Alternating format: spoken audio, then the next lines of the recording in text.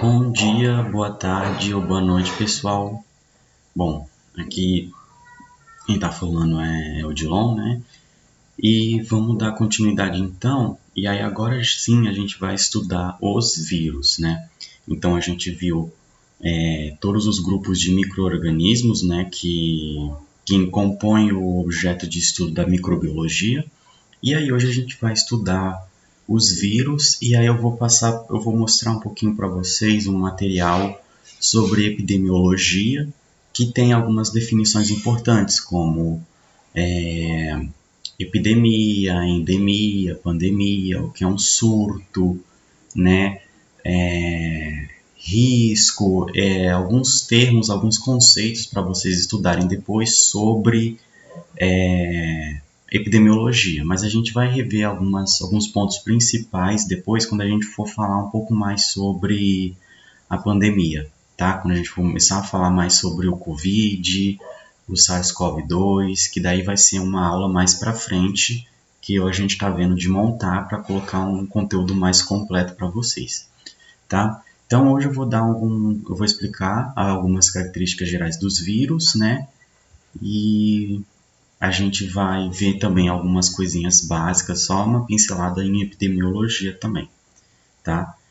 Bom, então, o que a gente vai ver nessa aula, né, é a definição de vírus, características gerais, a estrutura, os hospedeiros, né? A gente vai ver como que o vírus ataca bactérias, né, que é quase a mesma coisa que ele atacar uma célula animal ou vegetal. A reprodução viral, os ciclos lítico e lisogênico que a gente já tinha comentado na aula de bactérias. Então, depois volta lá que o ciclo lítico e lisogênico, o lisogênico está relacionado com a variabilidade genética das bactérias. E a gente vê algumas doenças, né, por vírus no final. Vai ter algumas doenças para vocês estudarem depois, mais aprofundado, igual vocês vieram fazendo com os demais micro-organismos, certo? Bom, então vamos começar falando um pouquinho do tamanho do vírus, né? Os vírus são estruturas muito pequenas, então aqui a gente tem uma escala, né, do tamanho de alguns vírus, né? Então aqui a gente tem alguns vírus e aqui a gente tem uma bactéria. Então olha, comparem com o tamanho da bactéria com o tamanho dos outros vírus, sendo que esse vírus aqui, tá? Esse que tem essas perninhas, é o vírus bacteriófago ou então só fago, que é o vírus que infecta as bactérias, certo? Esses outros aqui são exemplos de vírus que infectam células animais. E aí aqui a gente tem uma hemácia, né, que é a célula do sangue. Então olha o tamanho da hemácia para a bactéria, para os vírus, né? Então os vírus são extremamente microscópicos, né, minúsculos, né? São estruturas muito pequenas. E o que é um vírus, né? Vírus são agentes acelulares infecciosos, ou seja, infectam as células, né? Que fora das células são inertes, né? Então eles não apresentam um metabolismo próprio se eles não infectarem uma célula. Então quando eles entram dentro da célula, aí eles ficam ativos e aí eles se reproduzem. Fora das células, eles não apresentam um metabolismo próprio, então eles não conseguem se reproduzir, né? Produzir proteínas, entre outras substâncias que em uma célula isso acontece, certo? Então, os vírus são agentes infecciosos acelulares, né? Parasitas obrigatórios, ou seja, sem uma célula ele não vive, certo? Então, possui um envoltório proteico que protege o material genético denominado capsídeo, né? Então, eles têm um capsídeo, né, que tem aqueles formatos geométricos, né? E esse capsídeo é, em sua grande maioria, composto por proteínas essas que são sintetizadas pelo material genético desse vírus. Aí o capsídeo ele pode ou não ter um envoltório, né, um envelope lipídico. Né? Esse envelope, a origem desse envelope lipídico é quando o vírus está saindo da célula e aí parte da membrana da célula envolve esse capsídeo envolve o vírus, e aí ele ganha esse envelope, certo? Que é um resquício, então, da membrana celular da célula que aquele vírus infectou, né? Foi produzido ali. Eles têm um único tipo de ácido nucleico, então os vírus eles podem ter DNA ou RNA. Eles nunca vão ter os dois, tá? Então eles podem ter, nós temos vírus que tem RNA e vírus que tem o DNA, tá? Existem vírus com DNA de fita dupla e simples e RNA de fita dupla e simples, tá? E eles são parasitas intracelulares obrigatórios, como eu já comentei. Multiplicam-se dentro das células, porque eles utilizam toda a maquinaria enzimática da célula para poder produzir as estruturas, as proteínas, né, que compõem a sua estrutura. Então, eles só conseguem se multiplicar dentro da célula porque eles utilizam as estruturas dentro da célula, né, os ribossomos, entre outros, para sintetizar, né, seus componentes. E não possuem metabolismo, porque eles utilizam o metabolismo da célula hospedeira, certo? Então, os vírus, depois de tudo isso que a gente viu, né, a gente trabalhou na frente 1, né, comentou um pouquinho sobre o conceito de vida, né? O vírus são organismos vivos, né? Então aqui tem uma definição aqui sobre vida, né? Vida pode ser definida como um complexo de processos resultantes da ação de proteínas codificadas por ácidos nucleicos. Os ácidos nucleicos das células vivas estão em constante atividade, certo? Então, basicamente, seria a ação de ácidos nucleicos, né? A codificação de proteínas a partir de DNA e RNA. E aí, então, dessa maneira, nessa perspectiva, os vírus não são considerados vivos, porque se eles estiverem fora de uma célula, eles não conseguem fazer isso. Eles são dependentes de uma célula para poder codificar proteínas a partir do seu material genético, né? No entanto, quando eles entram então dentro de uma célula, aí eles conseguem sintetizar proteínas, né? E aí eles entram em atividade, eles ficam ativos, e aí a gente poderia dizer que nessa condição eles estariam vivos, né? Mas existem muitas questões, alguns consideram que eles são vivos, outros consideram que não são vivos, né? Alguns põem ali que é um meio termo, né? Então, tem muito esse consenso entre nós biólogos, né? Se a gente considera os vírus organismos vivos ou não, certo? E aí vai mais uma questão, né, para vocês refletirem sobre o conceito de vida e tudo mais, que nem a gente comentou na primeira aula da frente 1. Bom, e aí quando o vírus ele não está dentro de uma célula, a gente chama ele de virion. Virion, então, é essa partícula viral completa, o capsídeo proteico e o ácido nucleico. E aí, então, o virion é o veículo que vai acontecer a transmissão de um hospedeiro para o outro. Então, por exemplo, quando a gente, na situação que a gente está atual, do Covid-19, né, o SARS-CoV-2, quando ele está na atmosfera, né, quando ele está na superfície dos lugares, ele é um virion. É o capsídeo e dentro tem o material genético, certo?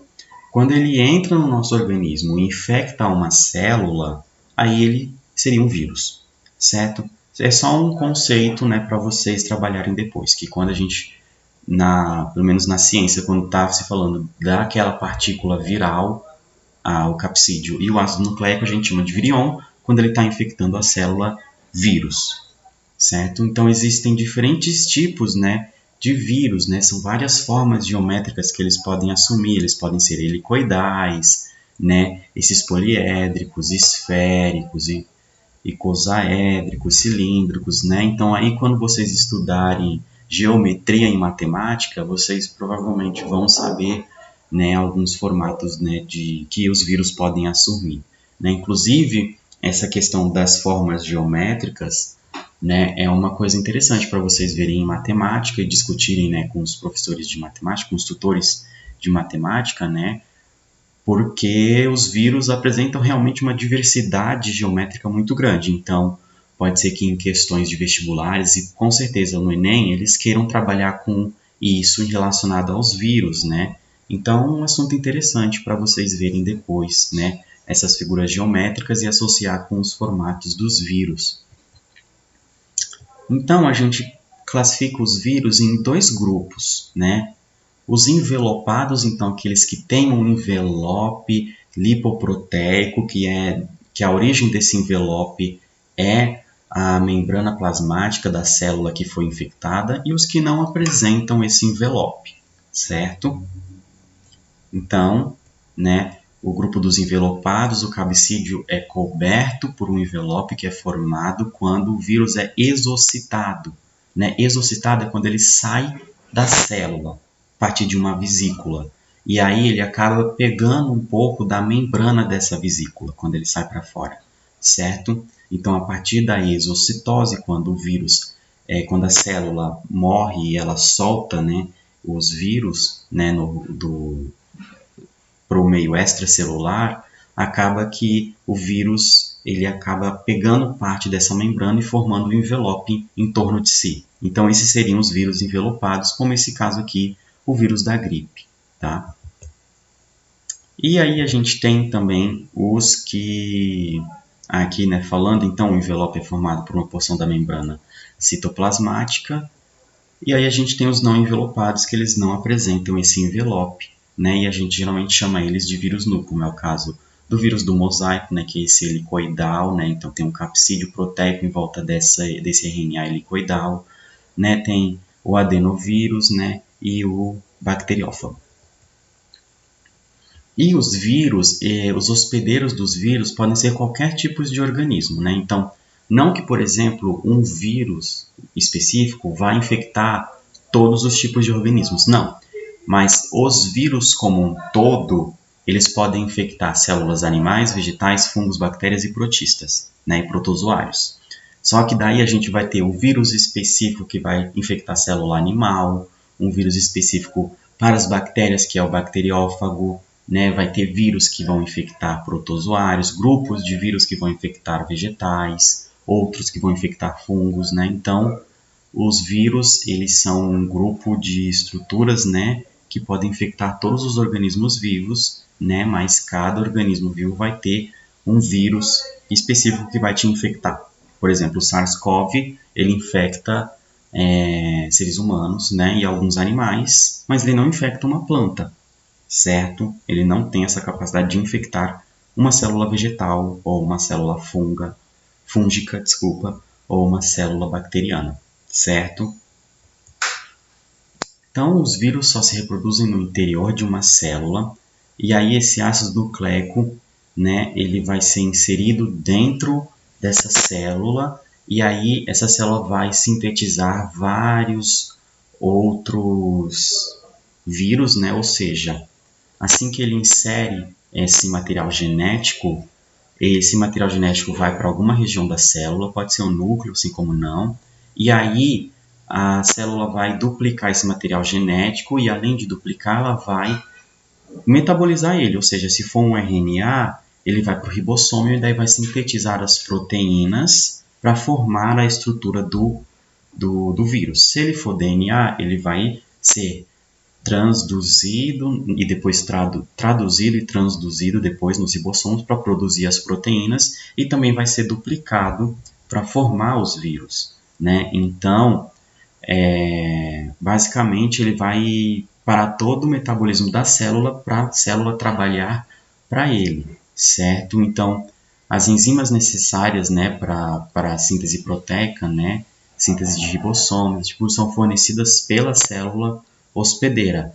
O vírus vai fornecer o ácido nucleico para ser duplicado e para ser traduzido em proteínas que vão formar sua estrutura e formar novos vírus, né? Então, os vírus necessitam da via metabólica da célula para se replicarem. Então, aqui a gente vai ter uma animação, né, que vai tratar exatamente disso. Daí depois vocês acessam esse link para ver. Então ali a gente tem o bacteriófago e aí ele vai infectar a bactéria ali. Então olha como esse bacteriófago ele parece um E ali está o material genético dele. Então ele injetou, vai alterar, né, o metabolismo e a célula vai produzir outros bacteriófagos. Até que ela vai ficar tão cheia que ela vai estourar e liberar todos eles, e eles vão infectar outras bactérias. Vejam que esse vírus não aproveitou a membrana, né, da célula, então ele não é envelopado, não tem envelope.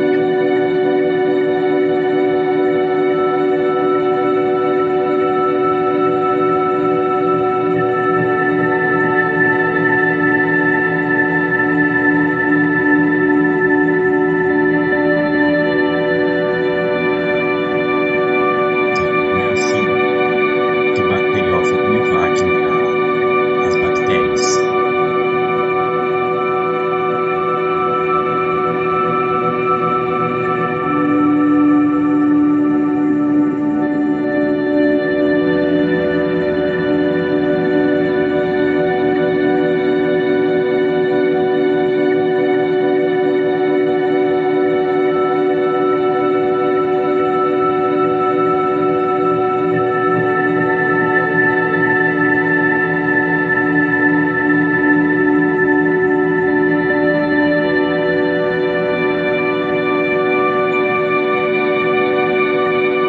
Aí o link tá lá, né, para depois, caso vocês queiram assistir novamente,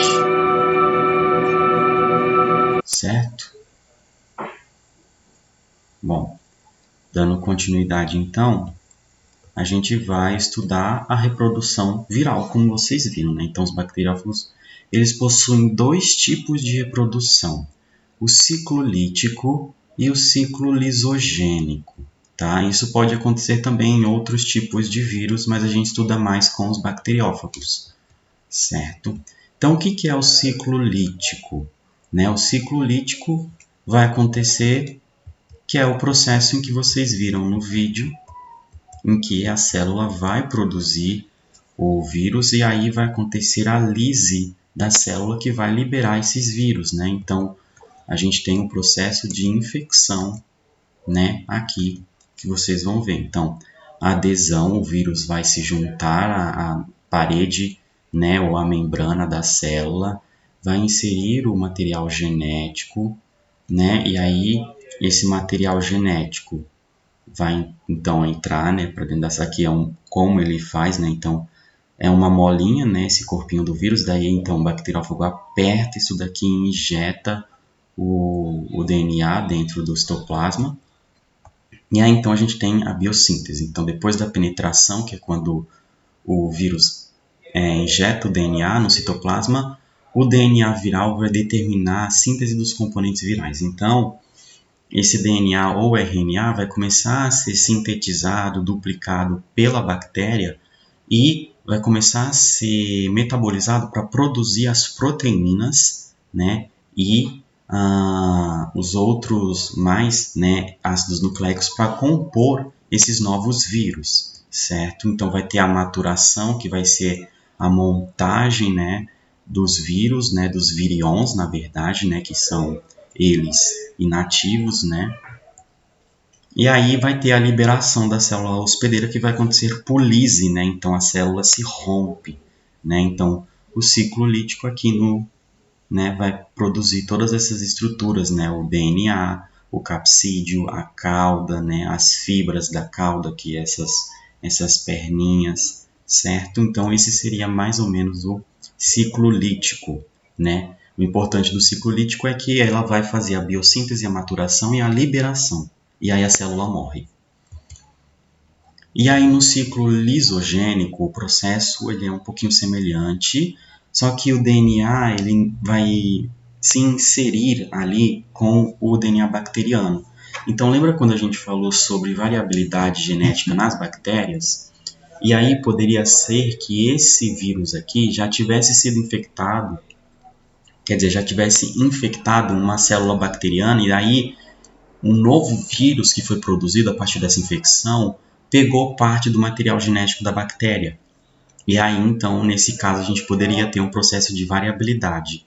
né, genética da bactéria, porque esse vírus que infectou essa bactéria tinha um pouco de tinha um pouco de DNA bacteriano, e aí ele se misturou com essa daqui, certo? Então, basicamente, o vírus, ele agora é chamado de profago, né? E aí, então, ele vai inserir o seu material genético na bactéria, só que o material genético vai se fundir com o genoma bacteriano, certo? Então, as células não morrem e o vírus, neste caso, eles são chamados de temperados, ou seja, ele vai estar ali, aí vai chegar, a bactéria vai se multiplicar, vai se multiplicar, né? Vai sofrer, então, né, as bipartidações aqui, só que ela não vai morrer, ela não vai produzir vírus e estourar, né? Não, ela vai guardar esse material viral e aí vai chegar um momento em que ela vai começar então a produzir os vírus e aí ela vai para o ciclo lítico, certo? Então seria um estágio temperado, né? Porque o vírus ele está ali, né? Sendo temperado, né? Tá esperando ali a hora certa para esse material genético entrar em ação, né? E começar a sintetizar as proteínas e entrar em atividade, certo? Então aqui tem um resumo, né, dos ciclos, né? Então a gente tem o DNA do fago, o DNA bacteriano, e aí então esse DNA, o fago vai ser multiplicado, né, pela bactéria hospedeira, e aí a célula lisada libera os fagos. Esse seria o ciclo lítico, então a gente tem a morte celular. Já no ciclo lisogênico, o genoma viral é fundido com o genoma bacteriano, né? A bactéria vai se reproduzir normalmente, copiando o prófago e transmitindo para as células filhas, né? As suscetíveis divisões celulares geram uma população de bactéria enorme, todas portadoras desse profago, e aí vai chegar um momento, né, em que esse profago vai iniciar o ciclo lítico, e aí a célula morre, certo? Porque ela vai produzir os vírus e liberar eles. Então, esse seria, né, o ciclo lítico e o ciclo lisogênico, a diferença entre eles. Lembrando que aqui a gente tem aquele aspecto de poder ampliar, né, o material genético da bactéria, né, se, no caso, esse vírus que infectou ela tiver um pedaço de material genético bacteriano de uma outra bactéria que ele infectou, né, de onde ele saiu, né, de onde ele foi produzido. E aí, se a célula sobreviver e não sofrer lise, né, e conseguir se livrar, né, disso daqui, ela vai ter uma variabilidade genética maior. Bom, então aqui é basicamente a mesma coisa, né? Então, consequências do ciclo lisogênico. Então, células contendo o genoma viral são imunes à reinfecção por um fago da mesma espécie, né? Então, no ciclo lisogênico, essas bactérias são imunes se elas forem reinfectadas. As células hospedeiras podem vir a apresentar novas características, né? Então, como eu falei, aqui pode ser que apresente uma variabilidade genética, né? Então, permite a transdução bacteriana, né? Que é um tipo de reprodução sexuada em bactérias, tá? E aqui nesse caso, então, a toxina produzida pela bactéria causadora do botulismo é codificada por um gene de um prófago. Então, ela tem um gene de prófago que deu uma característica melhor para ela, né? De proteção, que ela produz essa toxina, né? Então, as células hospedeiras podem apresentar características novas e benéficas até. E aí, no próximo slide, a gente vai ver, então, esse ciclo lítico e o lisogênico. Nesse vídeo aqui, que tem o link, depois vocês acessem para assistir.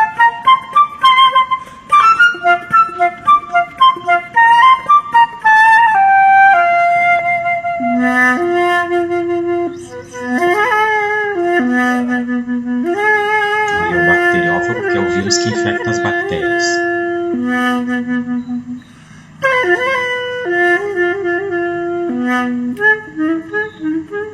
E ali o DNA viral. Então esse vírus é composto por DNA.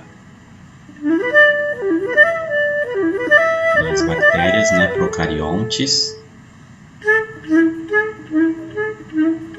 Como que é um procarionte por dentro mesmo? Vai apresentar o citoplasma e o material genético, parede celular, membrana, os ribossolos, né, também, que nem a gente viu na aula de procariontes. A infecção. Ela infecta a célula.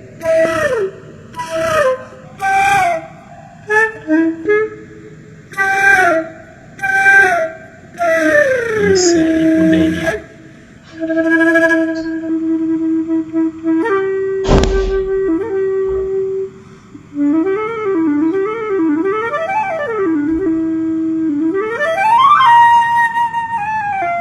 Então o DNA multiplicou, aí teve a produção das proteínas virais, formação dos bacteriófagos, a célula rompe e morre, novos vírus são liberados.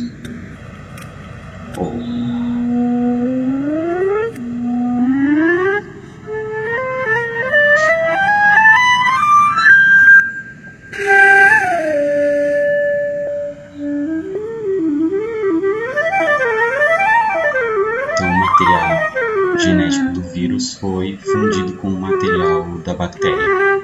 E aí a bactéria se divide, e divide, e divide. Sempre mantendo aquele material genético do vírus. E aí a qualquer momento elas podem entrar em um ciclo lítico.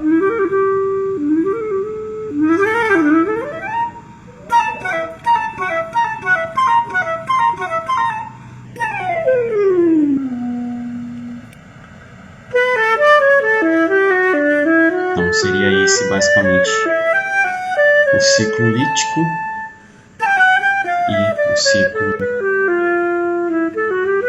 lisogênico, certo?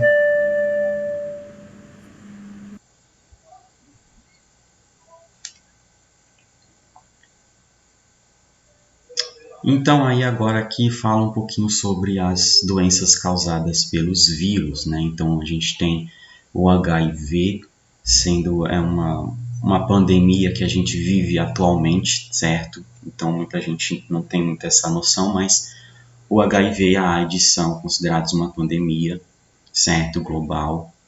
E o retrovírus, né, então, do HIV, né, um vírus que tem um envelope, ele tem duas fitas idênticas de RNA e uma enzima chamada transcriptase reversa. Então, ele é um retrovírus. Então, retrovírus apresentam essa transcriptase reversa. Possui a capacidade de produzir DNA a partir de um RNA, certo? Então, dessas duas fitas de RNA, ele consegue transformar elas em um DNA a partir dessa enzima aqui. Certo? E aqui é a estrutura de um retrovírus, né? Então aqui, né, tá dizendo aqui, ó, para ser considerado um retrovírus, é necessária a presença da transcriptase reversa, não basta só ter RNA. E aqui o mais importante, né, é o ciclo reprodutivo, né, do retrovírus, né? Então aqui, ó, o vírus livre, que é o virion, ele infecta a célula, né, aí as proteínas virais aqui, né? E esse material genético, né, acaba que vai sendo transformado, né, pela transcriptase reversa em uma molécula de DNA, né? Então tem a síntese de uma fita de RNA, de DNA viral a partir daquelas fitas de RNA que ele apresentava antes, né? E aí então ele vai entrar aqui no núcleo e aí vai fundir com o DNA da célula e aí ser sintetizado em RNA, né? Esses RNAs vão produzir as proteínas e vão ser juntando para formar os novos vírus e aí o vírus acaba pegando um pedaço, né, da membrana porque ele é um vírus envelopado, né? Então começa aqui embaixo, né, proteínas do envoltório viral, tá vendo? Ó, tem esse reconhecimento porque ela tem a membrana, a mesma membrana que a célula, né, o envelope, então ele é uma forma do vírus se fundir na célula, ele tendo esse envelope que é basicamente a mesma membrana, então facilita a entrada dele, né? E aí o capsídeo é desfeito, aí tem a transcriptase reversa transformando aquelas duas fitas de RNA em DNA, entra no núcleo vai ter a produção, né, dos RNAs a partir desse DNA, proteínas virais e o RNA viral são sintetizados e formam o envelope e o capsídeo, e aí tem o vírus livre. Então aqui vocês têm as doenças, né, as principais doenças causadas pelos vírus, que a gente chama de viroses, com aquelas características que eu falei, né? Agente etiológico, forma de transmissão, algumas características principais, que são os sintomas e tratamentos, e a profilaxia, né, que é as medidas de combate, né, de prevenção. Então, hepatite B e C, que aqui vocês conseguem estudar um pouco mais aprofundado, a AIDS também, né? Também muito importante estudar a AIDS, que é causada pelo HIV, o vírus da imunodeficiência humana, porque ele atinge células do sistema imunológico, por isso que esse nome, certo? E aí aqui vocês podem estudar depois esse material e tirar suas dúvidas, né, com a gente no mural ou então nos formulários que a gente deixou disponível lá para vocês. E aí a gente colocou alguns formulários específicos para vocês colocarem suas dúvidas, tá bom? Mas para não ficar uma aula muito extensa, eu vou parar ali, né, que são as características principais, e as doenças vocês vêm depois e tiram as dúvidas com a gente. Aí a gente depois vai fazer uma aula só falando sobre o SARS-CoV, sobre essa pandemia, esse tipo de coisa, e uma outra falando sobre o sistema imunológico, tá bom? Então é isso. Aqui no final tem alguns exercícios para vocês. Aqui tem bastante doenças, né? Porque o vírus parece que vai ser um conteúdo que vai cair bastante, pelo visto. E aí aqui alguns exercícios, né? Que daí eu coloco no formulário também depois, tá? Bom, por enquanto aqui é isso. Aí eu vou parar aqui e aí eu gravo explicando sobre epidemiologia.